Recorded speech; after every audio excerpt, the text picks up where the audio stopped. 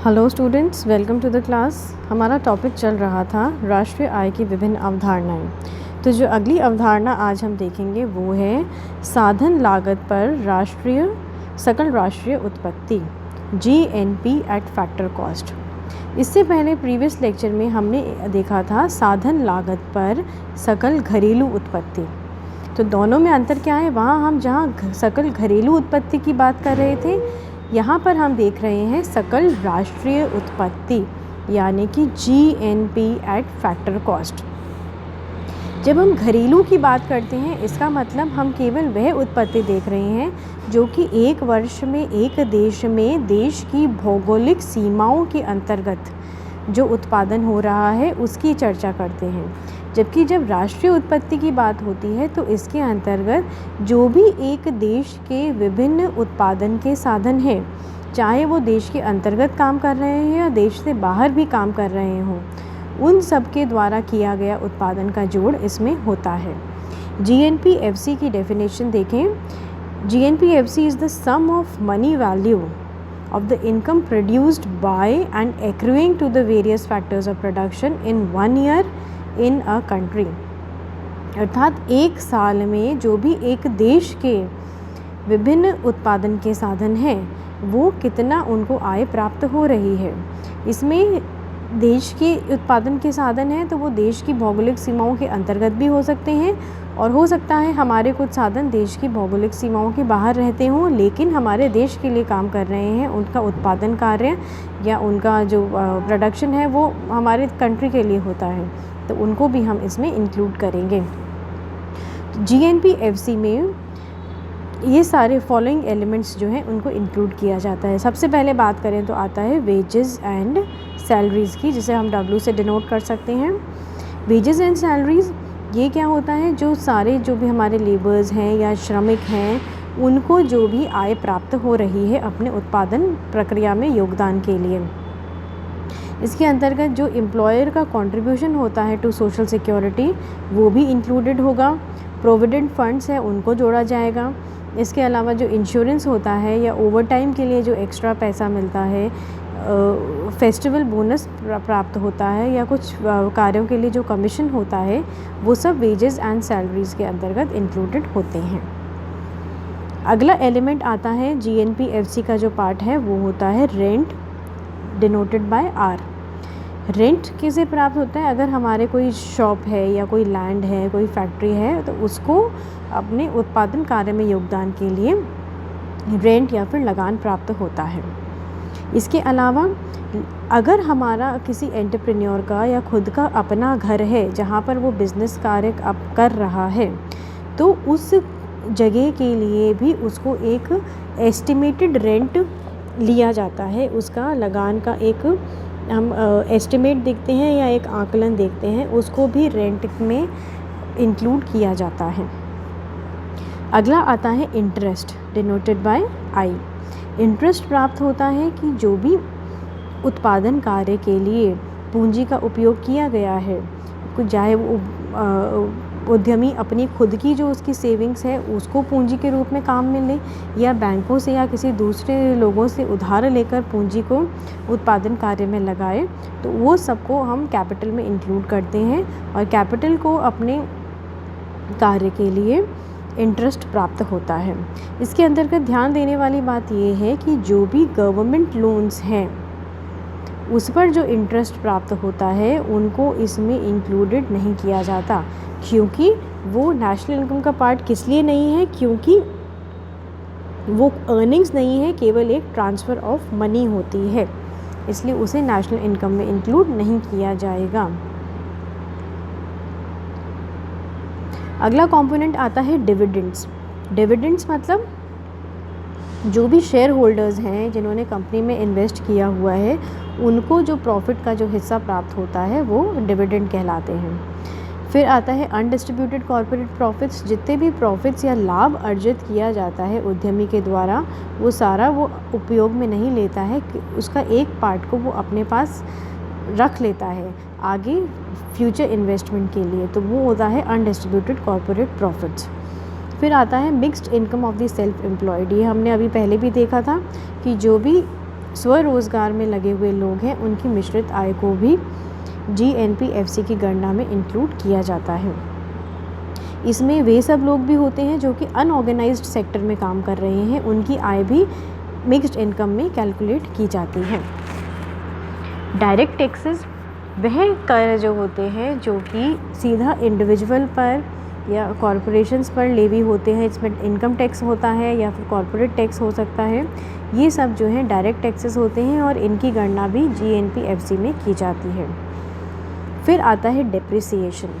यहाँ पर क्योंकि हम सकल राष्ट्रीय उत्पत्ति की बात कर रहे हैं, सकल की बात करते हैं, तो डेफिनेटली जो डेप्रिसिएशन होता है या मूल्यह्रास होता है वो इसमें जुड़ा रहेगा।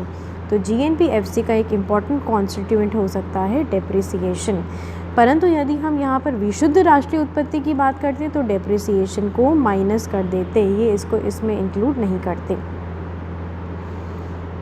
और एक इम्पॉर्टेंट कॉन्स्टिट्यूएंट जो बनता है GNP/FC का वो है, क्योंकि हम यहाँ पर सकल राष्ट्रीय उत्पत्ति की बात कर रहे हैं, जैसा कि अभी हमने देखा घरेलू की नहीं परंतु राष्ट्रीय की बात कर रहे हैं, तो राष्ट्रीय और घरेलू में अंतर करने वाला जो कॉन्सेप्ट होता है वो होता है NFIA का, जिसे इंग्लिश में कहते हैं net factor income from abroad, और हिंदी में इसे कहा जा सकता है विदेशों से जो भी शुद्ध साधन आय अर्जित होती है वह, ये हो जाती है NFIA। तो जो विदेशों से शुद्ध साधन आय है, अगर उसको हम इंक्लूड करते हैं तो हमारी उत्पत्ति बनती है सकल राष्ट्रीय उत्पत्ति, परंतु यदि विदेशों से शुद्ध साधन आय को इंक्लूड नहीं करते तो बनती है सकल घरेलू उत्पत्ति। तो GNP/FC को कैलकुलेट करने के लिए हम क्या कर सकते हैं, अगर हमारे पास पहले से GNP/MP है तो उसमें से हम इनडायरेक्ट टैक्सेस को तो माइनस कर देंगे और सब्सिडी को प्लस कर देंगे, तो GNP/FC की वैल्यू हमें प्राप्त हो जाती है।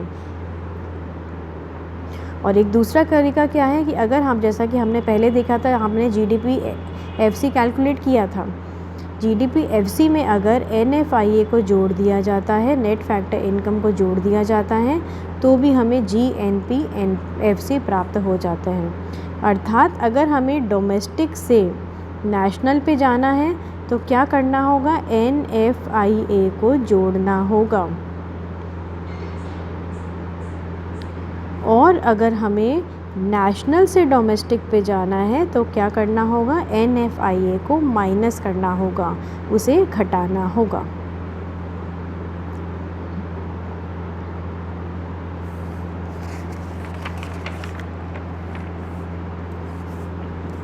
अगला कॉन्सेप्ट हमारा आता है बाज़ार कीमत पर शुद्ध राष्ट्रीय उत्पत्ति, NNP/MP या कह सकते हैं NNP एट मार्केट प्राइसेस। इसमें क्या अंतर है, जैसा अभी हमने थोड़ी देर पहले क्या पढ़ा, GNP/MP किया था या GNP/FC देखा था, तो GNP/MP में अगर हम डेप्रिसिएशन को, मूल्यह्रास को माइनस कर देते हैं तो हमें NNP/MP प्राप्त हो जाता है। ये हमने यहाँ पर क्या किया, GNP/MP में से डेप्रिसिएशन को, मूल्यह्रास को माइनस कर दिया तो NNP/MP प्राप्त हो गया। अर्थात अगर हमें सकल से शुद्ध पे जाना है, या हम कह सकते हैं कि G से ग्रॉस से नेट पे जाना है, तो हमें क्या करना होगा, जो डेप्रिसिएशन होता है, मूल्यह्रास होता है, उसको माइनस करना होता है। और अगर नेट से ग्रॉस पे जाना है, शुद्ध से सकल पे जाना है, तो जो डेप्रिसिएशन होता है उसे हमें प्लस करना पड़ता है। NNP/MP की डेफिनेशन क्या है, it is the net value of final goods and services evaluated eight market prices in the course of 1 year in a country. यहाँ पर सभी परिभाषाओं में हमने केवल फाइनल गुड्स एंड सर्विसेज की बात करी है और एवं 1 साल की गणना यहाँ पर की गई है।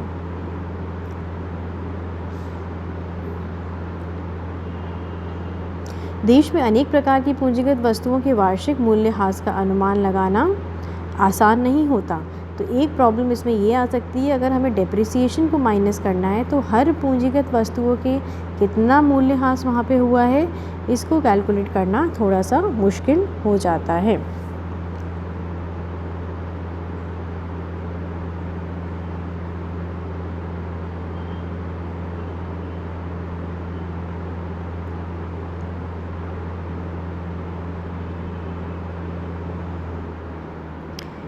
इसी सीरीज़ में अगला कॉन्सेप्ट हमारा आता है साधन लागत पर शुद्ध राष्ट्रीय उत्पत्ति, NNP eight factor cost.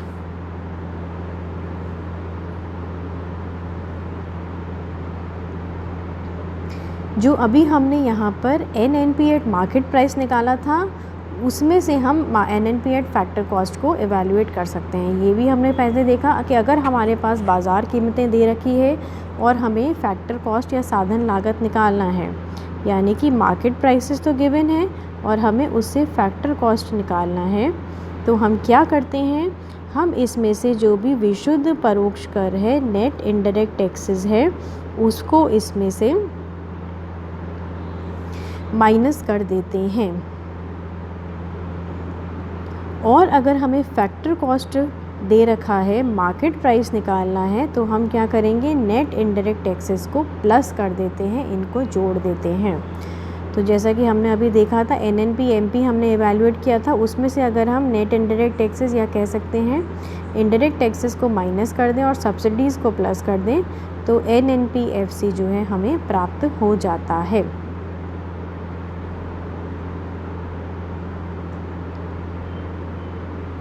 NNP FC is the net output evaluated at factor prices. It includes income earned by factors of production by participating in the production process. जो भी उत्पादन के कार्य में उन्होंने अपना योगदान दिया है, उनके एवज़ में उनको भुगतान प्राप्त होता है। और ये हम भुगतान देख चुके हैं किस प्रकार का होता है, वेजेस और सैलरीज़ होता है, रेंट होता है, प्रॉफिट, इंटरेस्ट होता है। तो ये सारा इसमें इंक्लूडेड हो जाता है।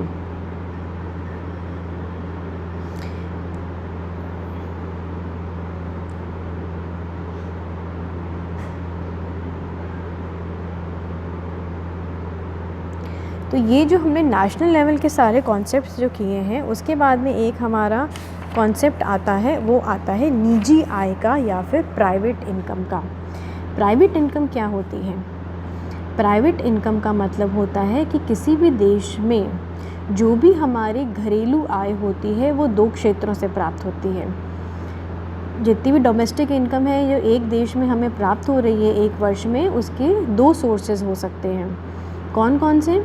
पहला सोर्स होता है निजी क्षेत्र, जो भी प्राइवेट सेक्टर होता है, क्योंकि हमें पता है कि कोई भी इकोनॉमी जनरली दो सेक्टर्स में डिवाइडेड होती है, एक तो प्राइवेट सेक्टर होती है, एक पब्लिक सेक्टर होती है। प्राइवेट सेक्टर निजी क्षेत्र वहाँ होता है जहाँ पर निजी साधनों का हस्तक्षेप होता है या ओनरशिप जो है वो सारी प्राइवेट हैंड्स में होती है। पब्लिक सेक्टर जहाँ पर पब्लिक ओनरशिप होता है या फिर कंट्रोलिंग पावर गवर्नमेंट के पास में होती है। तो जो निजी क्षेत्र से आय प्राप्त होती है वो कहाँ से प्राप्त हो सकती है? जैसे किसी की निजी खेत हैं या किसी की पर्सनल कोई खाने हैं, माइंस हैं, अपनी खुद की कोई पर्सनल फैक्ट्रीज़ हैं किसी जो निजी हाथों में है, दुकानों से, निजी परिवहन से, इनसे जो आय प्राप्त होती है वो सारी निजी क्षेत्र की आय होती है।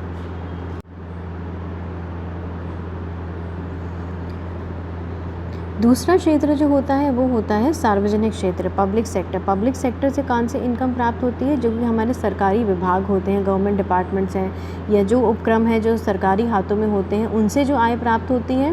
तो ये घरेलू आय के दो स्रोत होते हैं। अब जो निजी क्षेत्र है उसकी घरेलू उत्पत्ति से उपार्जित आय में राष्ट्रीय ऋणों का ब्याज एवं हस्तांतरण भुगतान जैसे पेंशन आदि जोड़े जाने पर निजी आय प्राप्त हो जाती है। तो जैसा कि अभी हमने देखा, जो निजी क्षेत्र की घरेलू उत्पत्ति हो रही है, जो निजी क्षेत्र अपने देश में रहकर जो उत्पादन कर रहा है और उनको जो आय प्राप्त होती है टोटल, उसके अंतर्गत यदि हम राष्ट्रीय ऋणों का ब्याज, जो भी इंटरेस्ट है नेशनल लोन्स पर, उसको जोड़ दें, उसके अलावा कुछ जो है ट्रांसफ़र पेमेंट्स को जोड़ दें, जैसे कि पेंशन। निजी क्षेत्रों को अपनी उत्पादन में कार्य में योगदान के अलावा कुछ अन्य आय भी प्राप्त हो सकती है, जैसे कि एज ओल्ड पेंशन होती है, वृद्धावस्था पेंशन हो सकती है। तो ये सारी चीज़ों को अगर हम जोड़ देते हैं तो हमें कुल निजी आय प्राप्त हो जाती है। टोटल प्राइवेट इनकम, निजी आय को हम कहेंगे प्राइवेट इनकम प्राप्त हो जाती है। इसके अलावा कुछ और चीज़ें हैं, जैसे कि अगर बेरोज़गारी भत्ता किसी को मिल रहा है, कुछ किसी ने आपको गिफ्ट दिया है पैसे के तौर पर, या कुछ जो सोशल सिक्योरिटी से हमें इंटरेस्ट प्राप्त हो रहे हैं, प्रॉफिट्स मिल रहे हैं, कोई हमारे रिश्तेदार विदेशों में रहता है, वहाँ से वो हमें कुछ धनराशि उपहार के स्वरूप भेजता है, तो ये सब चीज़ें भी निजी आय में इंक्लूड की जाती है, क्योंकि ये सब भी निजी क्षेत्र की जो आय होती है उसको बढ़ा रही है, उसको एनहेंस करती है, तो इसीलिए इसको भी हम निजी आय में इंक्लूड करेंगे। इसके अलावा अगर कभी कोई लॉटरी से हमें कोई इनकम प्राप्त हो जाती है तो इसको भी हम, या कोई अप्रत्याशित लाभ कहीं से मिल जाते हैं तो वो भी निजी आय में उनको जोड़ा जाता है।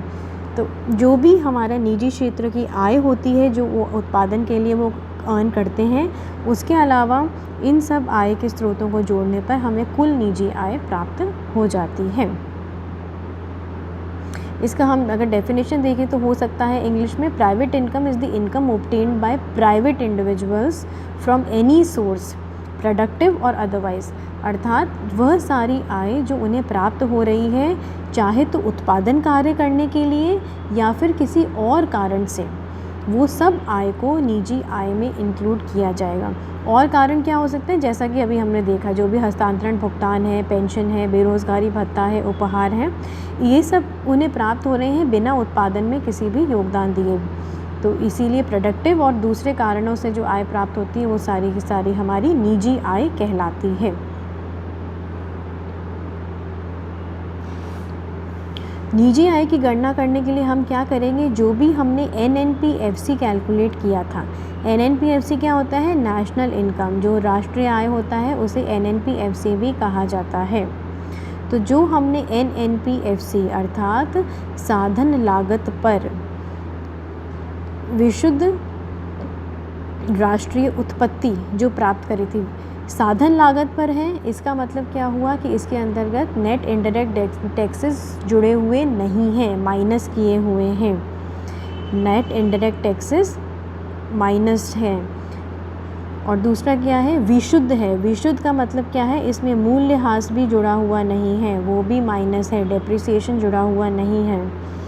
तीसरा क्या है, इसमें लिखा है हमने विशुद्ध राष्ट्रीय उत्पत्ति। राष्ट्रीय उत्पत्ति की बात है, घरेलू उत्पत्ति की बात नहीं है। इसका मतलब इसमें हमने NFIA को जोड़ रखा है, पहले से NFIA इसमें जुड़ा हुआ है।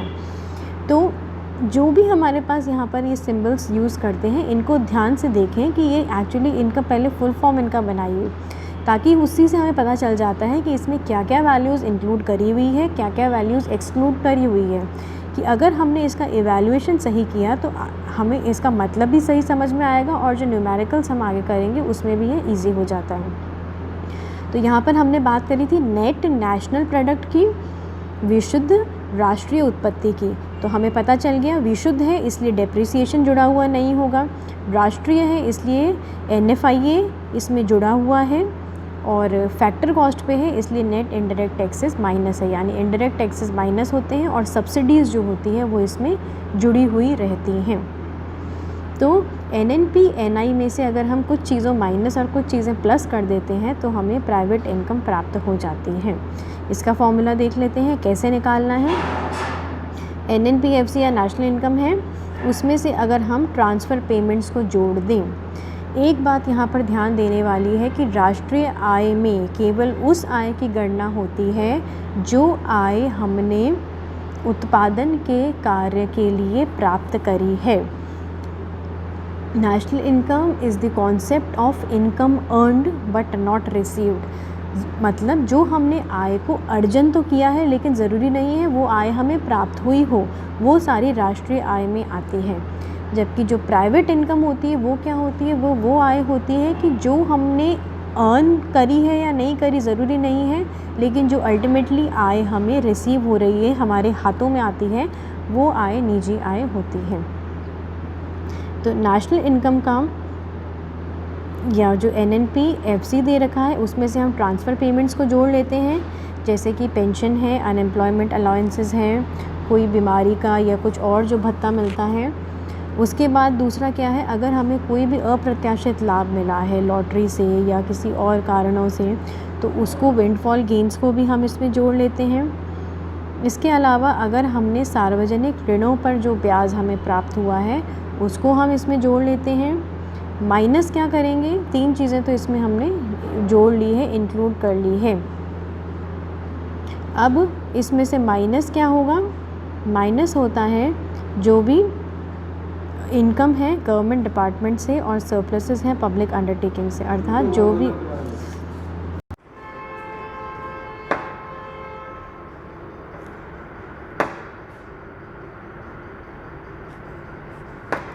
और अगला एलिमेंट जो हमें इसमें से माइनस करना है वो होगा employers contribution to social security schemes, जो कि एम्प्लॉय का आय है उसे प्राप्त हो रही है, लेकिन वो प्रोविडेंट फंड के लिए या लाइफ इंश्योरेंस के लिए उसको कटवाता है, डिडक्शन करवाता है, तो वो उसमें से माइनस हो जाता है।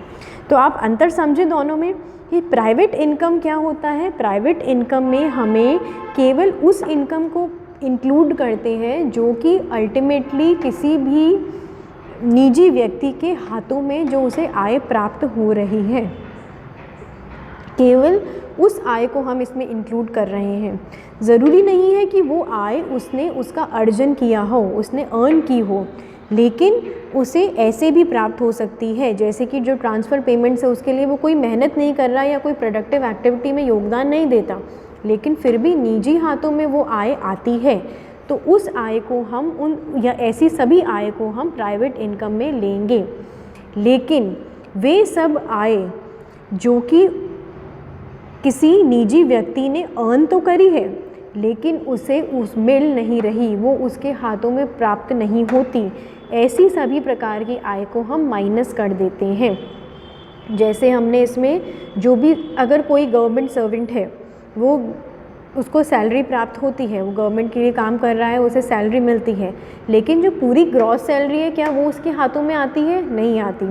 उसे केवल उतनी ही सैलरी मिलती है, उसके अलावा जो कुछ डिडक्शंस हो जाते हैं, कंपल्सरी डिडक्शन, जैसे प्राइवेट प्रोविडेंट फंड के लिए है या कुछ और पेंशन्स के लिए होते हैं, तो अगर वो सारे डिडक्शन हो जाते हैं तो वो उसके अर्जित आय तो है लेकिन रिसीव्ड आय नहीं है। तो प्राइवेट इनकम में हम केवल और केवल रिसीव्ड इनकम की, प्राप्त आय की बात करते हैं। और नेशनल इनकम में हम केवल जो इनकम अर्नड होती है, जो आय अर्जित होती है, केवल उसकी बात करते हैं। ज़रूरी नहीं है कि वो हमने रिसीव भी करी हो। अगला कॉन्सेप्ट इसमें हमारा आता है पर्सनल इनकम का, व्यक्तिगत आय का। पर्सनल इनकम क्या होता है? किसी भी देश में निजी व्यक्तियों द्वारा वर्ष के दौरान समस्त अर्जित आय तथा अन्य स्रोतों से प्राप्त होने वाली समस्त वास्तविक प्राप्तियों के योग से, जिसमें से हम प्रत्यक्ष वास्तविक प्राप्तियों के योग से होती है, जिसमें सभी प्रकार के प्रत्यक्ष कर भी जुड़े हुए होते हैं। पर्सनल इनकम, व्यक्तिगत इनकम वह इनकम होती है जो टैक्स देने से पहले व्यक्तियों को प्राप्त होती है। ये आपके विभिन्न कार्यों से अर्जित आय भी हो सकती है, प्लस जो अन्य स्रोतों से प्राप्त आय है वो भी हो सकती है।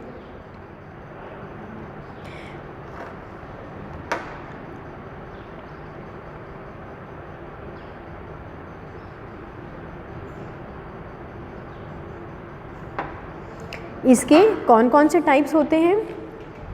इसमें बिजनेस ट्रांसफ़र पेमेंट्स हैं, गवर्नमेंट ट्रांसफ़र पेमेंट्स हैं, और जो भी विदेशों से प्राप्त होने वाले ट्रांसफ़र पेमेंट्स हैं, जो कि उपहार के रूप में हो सकते हैं, रेमिटेंसेस के रूप में हो सकते हैं, अप्रत्याशित लाभ के रूप में हो सकते हैं। इन सब को व्यक्तिगत आय में जोड़ा जाता है। तो ये सारी चीज़ें जब नेशनल इनकम में जुड़ती हैं तो हमें व्यक्तिगत आय प्राप्त हो जाती है। व्यक्तिगत आय निकालने के लिए हम क्या करते हैं, जैसा कि अभी हमने प्राइवेट इनकम निकालने के लिए किया था, जो भी हमारी नेशनल इनकम होती है, या हम कह सकते हैं NNP@FC होता है, उसमें से कुछ चीज़ें प्लस करते हैं, कुछ चीज़ें माइनस करते हैं। प्लस क्या किया हमने? हस्तांतरण भुगतान प्लस किया, जो कि हमने निजी आय में भी किया था। सार्वजनिक ऋणों पर ब्याज प्लस किया, ये भी हमने जो है यहाँ पर निजी आय में भी किया था। फिर हम इसमें से दो चीज़ों को हमने यहाँ पर प्लस कर दिया, या फिर जो विंडफॉल गेन्स हैं लॉटरीज़ के जो हमने पहले किया था वो भी इसमें जुड़ जाते हैं। माइनस क्या क्या करते हैं, इसमें भी हम जो भी हमारे सरकारी विभाग या उपक्रम हैं उनकी आय और बचतों को माइनस करते हैं। ये भी हमने निजी आय के लिए किया था। दूसरी चीज़ जो यहाँ माइनस होगी वो हो जाएगी जो सोशल सिक्योरिटी में एम्प्लॉय का कंट्रीब्यूशन होता है, सामाजिक सुरक्षा अंशदान होता है, वो माइनस हो जाता है। तो यहाँ तक तो हमारी वो निजी आय के जैसा ही है। जो तीन चीज़ें इसमें जो एक्स्ट्रा ऐड होती माइनस होती हैं वो कौन सी हैं, निगमों का अवितरित लाभ। जो भी अवितरित लाभ होता है निगमों का, कॉरपोरेट्स का, जो अनडिस्ट्रीब्यूटेड प्रॉफिट्स होते हैं वो माइनस हो जाते हैं। क्यों? क्योंकि ये लाभ वो हैं जिनको कॉरपोरेट सेक्टर डिस्ट्रीब्यूट नहीं करता, अपने पास रख लेता है, तो वो व्यक्तिगत हाथों में नहीं जाते हैं। दूसरा चीज़ है जो भी निगमों को टैक्स चुकाना पड़ता है, जो डायरेक्ट टैक्स लगता है निगमों पर भी लगता है और व्यक्तियों पर भी लगता है। व्यक्ति जो डायरेक्ट टैक्स चुकाते हैं वो क्या होता है, इनकम टैक्स, आयकर। और जो कॉरपोरेशंस हैं या जो निगम हैं जो टैक्स चुकाते हैं डायरेक्ट टैक्स, प्रत्यक्ष कर, उसको क्या कहते हैं, कॉरपोरेट टैक्स, निगम कर। तो जो वो निगम कर वो चुकाता है वो उसमें से हम माइनस कर देते हैं। तो इस तरीके से ये हमारा व्यक्तिगत आय हमें प्राप्त हो जाती है। या कह सकते हैं कि व्यक्तिगत आय प्राप्त करने के लिए जो निजी आय है उसमें से अगर हम निगमों का अवितरित लाभ और निगमों के लाभ पर कर ये माइनस कर दें तो भी हमें व्यक्तिगत आय प्राप्त हो जाती है। पर्सनल इनकम होती है, जो व्यक्तिगत आय होती है वो हमेशा प्राइवेट इनकम से कम होगी, क्योंकि निजी आय में हम अवितरित लाभ और निगम कर जुड़ा हुआ होता है, जबकि व्यक्तिगत आय में ये दोनों ही चीज़ें माइनस होती हैं, इंक्लूडेड नहीं होती। अगला कॉन्सेप्ट हमारा आता है पर्सनल डिस्पोजेबल इनकम। व्यक्तिगत खर्च योग्य आय या व्यक्तिगत प्रयोज्य आय भी कहा जाता है इसे। एक नाम और है इसका, निर्वर्त्य आय। निर्वर्त्य आय, पर्सनल डिस्पोजेबल इनकम का मतलब क्या हुआ, वह आय जो अल्टीमेटली उपभोक्ता के हाथों में आती है, जिसे वो बाज़ार में अपनी ज़रूरत की चीज़ों के लिए खर्च कर सकता है।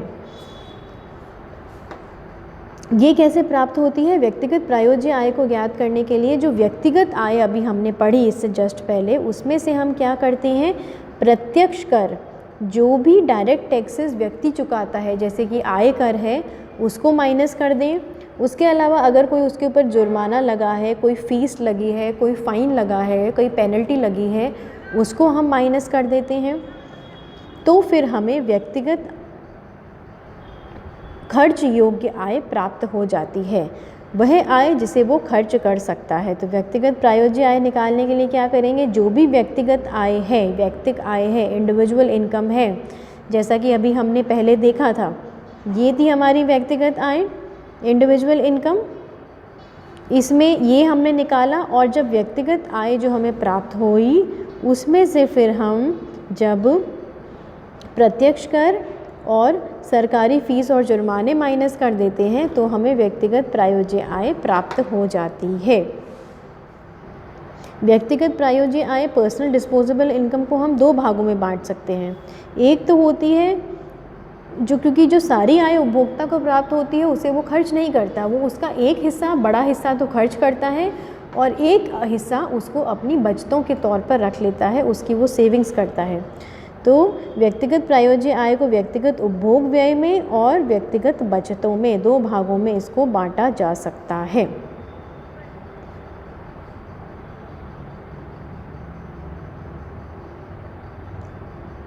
तो एक बार फिर से देख लेते हैं कि अगर हमें व्यक्तिगत प्रायोज्य आय निकालनी है राष्ट्रीय आय से तो हम उसमें से क्या माइनस करेंगे और क्या प्लस करेंगे।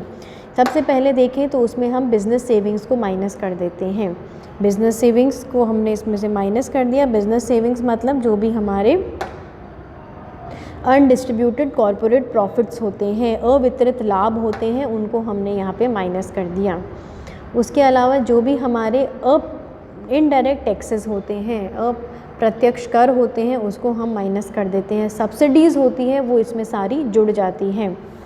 फिर जो व्यक्तिगत आय कर होता है उसको माइनस कर दिया, निगम कर होता है उसको माइनस कर दिया, जो भी हमारे सामाजिक सुरक्षा अंशदान होता है उसको माइनस कर दिया, सारे जो ट्रांसफ़र पेमेंट्स हमें मिलते हैं, हस्तांतरण भुगतान होते हैं, उनको इसमें जोड़ दिया जाता है और NFIA को जोड़ दिया जाता है। तो इन सब को करने से हमें पर्सनल डिस्पोजेबल इनकम जो है वो प्राप्त हो जाती है।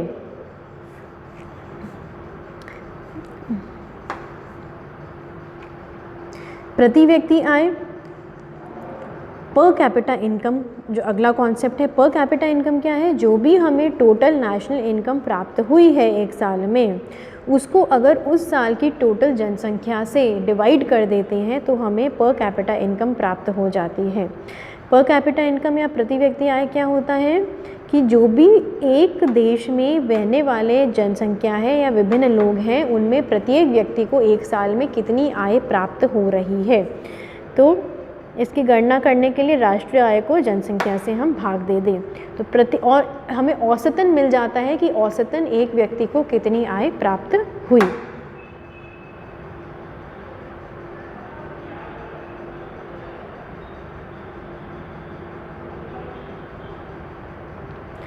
तो नेशनल इनकम का जो एक बड़ा पोर्शन होता है वो तो ज़्यादातर richer section of the society को जाता है और छोटा पोर्शन होता है वो पुअर सेक्शन को जाता है, क्योंकि हमारे देश में जो इनकम डिस्पैरिटीज़ हैं वो बहुत ज़्यादा है, आय की असमानताएं बहुत ज़्यादा होती हैं। तो इसके साथ ही हमने जो हमारे सारे कॉन्सेप्ट्स थे नेशनल इनकम के, वो हमने डिटेल में स्टडी कर लिए हैं। अब नेक्स्ट लेक्चर में हम इससे आगे कंटिन्यू करेंगे।